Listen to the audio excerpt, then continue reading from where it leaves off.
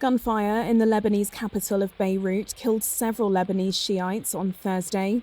Authorities say the attack was aimed at protesters planning to participate in a demonstration called by Hezbollah to demand the removal of the judge investigating last August's port explosion, whom they accuse of bias.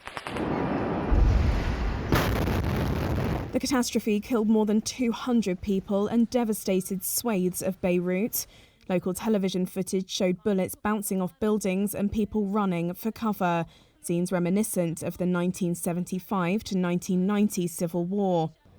Civilians were evacuated from buildings close to the gunfire, and a Reuters witness said that at a nearby school, teachers were telling children to lie face down on the ground with their hands on their heads.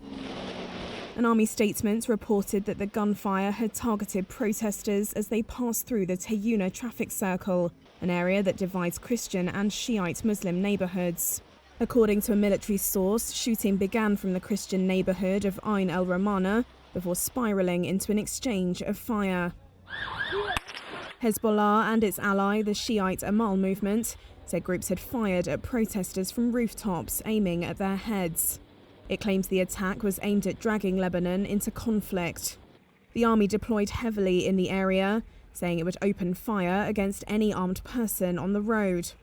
Hezbollah's Al-Manar TV said 2 martyrs and a number of wounded had been taken to a hospital in the Shiite southern suburbs. Bursts of gunfire were heard for hours with several explosions, seemingly rocket-propelled grenades fired into the air. The shooting marks some of Lebanon's worst strife in years. Political tensions have been building over the probe, and the standoff over Judge Tarek Bitar's investigation is diverting the newly formed government's attention away from addressing a deepening economic crisis.